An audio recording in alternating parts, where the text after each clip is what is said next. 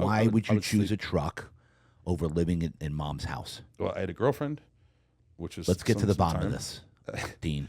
I'm working a There's job something here.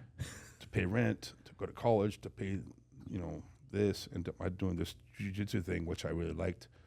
And I was like, well, I could either stop college, or I could stop jiu-jitsu and get a place. Making $4 an hour back then. $4 an hour. Oh my gosh. So rent. Crazy. I was like, let me save some money, and so I just for about a year I stayed in my back of my pickup truck. I just slept there, sleeping bag. So again, let me make sure I understand this, Dean. But you had a choice. You could have lived in mom's house. Am I right about that or no? Mom, no, we didn't have the house anymore, and she was living on her own somewhere else. So okay. So eventually I got enough. I saved up the money to where I was renting a room in a house, and then I got my own place and later. But it was just I could have quit jiu-jitsu to save money, or I could have quit college. Yeah. And for that, at that time, I needed to do all of it at the same time. And I didn't have much free time anyways, when we sit in my apartment. There was no internet back then anyways. It wasn't like nothing to do at home, just watch movies. So I was out there just really busy. And plus I wanted to travel a lot. I went to Brazil, trained in Brazil. So I had the freedom I didn't have a place. Yeah. Just to travel around the world a little bit was good. And so basically you didn't have the option. You couldn't live with mom. No. Right? Now, were you still getting along with her? Oh yeah, we were good until she passed away. We were always fine. Yeah. Okay, that's good. Nice. And then were you keeping in touch with Dad? Yeah, absolutely. My dad's close to my dad for sure. Just we're not close geographically. Back then, though, did you visit him often, or just every 2 months? Every 2 months. Did you talk often? Oh yeah, I drive out there. My pickup truck. Yeah. It was your house. No air conditioning in that pickup truck. Oh my gosh, bro! But you're 19, roll the windows down, take your shirt off. It's not a big deal. It's funny, you don't appreciate air conditioning until you get it. Right. Yeah. But then you don't know what you're missing. But then when you have it and it breaks down, it really sucks. Oh yeah. Now you it's know the you're worst. lost. Yeah. So if you never had air conditioning, it's not a big deal. You just you accommodate. Correct. So yeah, that was good times though. You look at those times when you're going through hard times. It was actually fun times. And all right, so you get into the truck. At that time, when did you start jiu-jitsu? Was it right at 18, 19? 19, yeah. And 19. how did you find? Did you find a gym? Like, how did that happen? Yeah, it was a gym. Give me the progression. Mission Valley at the time was Fabio Santos. At that time, there was only 2 jiu-jitsu gyms. One was in Del Mar, one was in Mission Valley. And Fabio That's Santos. It, just 2? Yeah, 2. Now there's like 100, 150, 200, in San Diego. It's a big sport now. And I remember my birthday present from my mom. I was 19 years old. She got me because I was going there. You paid $10 for open mat. Yeah, just I could pay $10. I was making $4 an hour at the time. So how did you know jiu-jitsu? Like you were wrestling, but let's do jiu-jitsu. Like how did that come to be? Did you watch UFC? Now I already was doing sambo, which was before UFC. Explain that. Happened. What's sambo? Sambo is a Russian martial art. It's almost like judo. They allowed leg locks. You wear shorts, wrestling shoes, and a judo top. It's a sambo top actually. It's either blue or red. It's a tough sport. It's legit. It's wrestling combined with judo kind of in some ways. And I became two-time national. But how did you get into that? Well, in high school, my coach, I know, but did you see? Oh, the coach. Yeah, it was an off season. So you wrestle. I don't know. Was it December, January, February, March, around that time? And off season, they have this freestyle, Greco, which is a different style of wrestling. Greco-Roman, yeah. And they have sambo. That was a new thing. Okay. And the whole idea of getting your arm broken, that's a new thing. What is this, a submission? I didn't know. I was 17 to hear about it. What's a submission? This is before UFC 1 happened. And I have a weird thing. If I tell myself something like, oh, that's kind of scary, now I have to do it. Unless it's insane. Like, I'm not going to jump off a bridge, but I'm saying if that's kind of like, well, your arm can get broken. Ooh, well, now I have to try it because I just said it to myself. Yeah. And for some reason, the submission game made a lot of sense to me. Like right away, I just took to it. There was a guy named Ron Ayers. He was also an older Marine. He beat me in Greco, I think 5-0. And the same day in Sambo, I submitted him in 30 seconds. Yeah, so it's just different. I don't know why. Wow. There's some people that, let's say, boxing makes sense, but kickboxing, if you had kicks in it, doesn't compute to them very much. Correct. Some people, the kicking makes a lot of sense. The punching doesn't so much. For me, wrestling, I love wrestling. It's my whole life. But the submission, of the wrestling is what intrigued me, and I don't know why. It works for me very well. And that's because they had an actual program for it Yeah. in the off season. Yes. And you And then- took to it immediately. And then UFC happened. I saw Royce Gracie fight. I was like, well, this Brazilian guy, who's Yeah, this the 170-pound guy? He beats these big guys. It's incredible. And then I started doing jiu-jitsu. So break that down. Let's break that down for the people. I know the story. Yeah. But let's break it down for the listeners and the viewers. How UFC started, because it was Gracie who said, I can beat basically anybody that's even bigger than me Yeah. and not even like knock them out, because he was just a submission jiu-jitsu. Yeah. I mean, Right? jiu-jitsu existed for a long Yeah. thousand, I don't know how many years. I mean, the samurai were doing it. Yeah. But the Brazilian style emphasized the ground more. Yeah. Matter of fact, jiu-jitsu and judo, one means gentle way, one means gentle sport, I believe.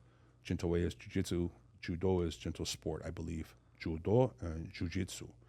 And jiu-jitsu went to Brazil and was taught to the Gracie family. And yeah, they focus on the ground. They don't, because in classic judo and jiu-jitsu, you don't want to be on the ground. And it stems from on the battlefield, because if I'm a samurai warrior and my sword breaks, I could run. But let's say my only chance now is I can't box you if you have a sword. We have armor on. I don't have a chance. I have to take a chance, get past it, grab you, throw you on the ground, take your sword and kill you. You know, you're not going to be rolling on the ground in battle. So that's why it wasn't emphasized. They would use techniques, but you wouldn't stay on the ground. Yeah. But unarmed in today's world, I mean, if no one's standing you up and there's not some rush, I mean, I can be on the ground to hold you there. You cannot get up. You cannot do anything. So there's some applications that changed. The focus was the ground, staying on the ground, how to hold someone on the ground, how to using the guard. The guard was not as the guard meaning I'm on my back and I have you between my legs. And people are like, why would you want to be there? Truth is, I'd rather be on top. But let's say it happens and I'm on the bottom. If I go all fours, now I can't see you. You could punch me. You could choke me. You know, you have more weapons. So now I'm facing you from my back, and now I can get up, or I can reverse you, or I can go for an arm or a leg or a neck and finish you from your back. So that was something. And Professor Helio Gracie, who passed away, who was an icon in our sport, of course. He was very famous for using the straight choke with both lapels. Yeah. He beat was it Kano from Japan, and then he lost to Kimura. Kimura is named for a submission with the shoulder lock. Yep. But there was a fighter named Kimura from Japan. That was in the 40s or 50s. This was a long time ago. And Helio he had vertigo. He was a kind of a frail built person, but strong mentally and spiritually. And his brother Carlos and the original Gracies made the style that was focusing more on the ground. And then over time, it developed. You have Hodge Gracie or Rolls Gracie. Yeah. You have Hickson Gracie, who's my lineage under Hickson Gracie. And then you have under Fabio Santos, who moved here. Royce Gracie won.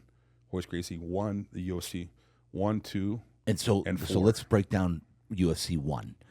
He basically called everybody out, said our art form, we can beat anybody. Yeah, because Is that how it went? Back then, you had guys like Judo Gene LaBelle. There were some Americans that were very, very good with grappling. You had some wrestlers that were very good. But a lot of wrestlers didn't know how to avoid chokeholds or arm locks. Right. And also, how you take a guy down who's trying to punch you in the face. They could do it, but it wasn't as refined as today. Trust me. Yeah. I've even fought Olympic wrestlers. They're no joke. Olympic wrestling Oh, it's like high school wrestling is tough. Trust me, of course it is. College wrestling is a big step above that. Olympic wrestling is a big step above that. Of course, you get the highest level college guys are already Olympic level. They're already Olympic level. Correct. But that's the topic, few percentage guys. And now you go worldwide. The pond becomes the ocean all of a sudden. It's extreme. But let's say in the realms of wrestling, your distance is where you can already touch someone's shoulders. So that's your distance. Boxing is where you're within a punch's distance. Kickboxing is a little further away, and mixed martial arts, you're actually a little further away. Like karate, you can't punch or kick someone unless you take a step forward. So the distance is different. So now you have wrestling that they do boxing with wrestling with kicks, and it's much more of a science. But back then it was, who would win in that fight, the boxer or the jiu-jitsu guy, Right. or the judo guy or the wrestler. And Hoist came on top because as soon as he grabbed you, it was even if he was on the bottom, he would finish you, and he would wear his gi, his kimono, because deceptive. He would actually use his own uniform. He'd hold his own collar. He could hold his own sleeve, choke you with his sleeve. He could do things with this uniform that people were not considering before so much worldwide. And in that UFC 1, the format, wasn't it where you kept going? Yeah, it was a tournament. It was a tournament. Mm. And so how many, give me the breakdown of this. I can't remember. 16? Was it all in one day? Yeah, it was in one day. Was it 8 or 16? I forget. It was 4 fights or 3 fights in one night. And yeah, he fought the guy, the guy had one boxing glove on, taped up wrist and one boxing glove. And him. Yeah. Took him down, the guy tapped out. Then he beat all the guys by chokeholds or submission. Yeah. It was, and because one fight, you're done. Meaning the amount of stamina it requires. But then he had to keep fighting in a tournament. Back then, the UFC was you fought, you had to beat everybody, and there was no weight classes. And also, that's true. There was no weight classes, and I don't think there was a time limit at the beginning. That's right. It's just who wins, right? Yeah, and didn't some go like a long time? Yeah. Some went real like 30 minutes, whatever. I'm not sure. And look at my fingers. I see that finger. Broken. I've broken usually at every fight. Something's hurt. Yeah. I mean, hurt. In one fight. Like your wrist, your knuckles, or your fingers hurt, or your knees. Something's usually hurt. And if nothing hurt, then you had a really good fight. It was a short fight usually. It's happened a few times, but usually something's really hurt. So imagine you have to fight 4 times a night or 3 times a night. Something's going to be probably hurt on you. Something after that, because everyone there, even if, everyone's tough. Yeah. Everyone's there to hurt you. And it's kind of a surreal feeling. The first time I fought was in the year 2000 in mixed martial arts. And that was when they're like, we think you start using gloves. This is when they were like, we suggest you wear gloves now. Because back in the day, the UFC, they didn't have gloves, right? Not initially. And then people started realizing it's better for your hands to wrap up your hands and put some wrapping, some tape on your hands and to wear gloves. And back then, they used to wear the old Chuck Norris bag gloves. That's what they used before they had mixed martial arts gloves. So I used to train those gloves. And the thing is, it was just different times for sure.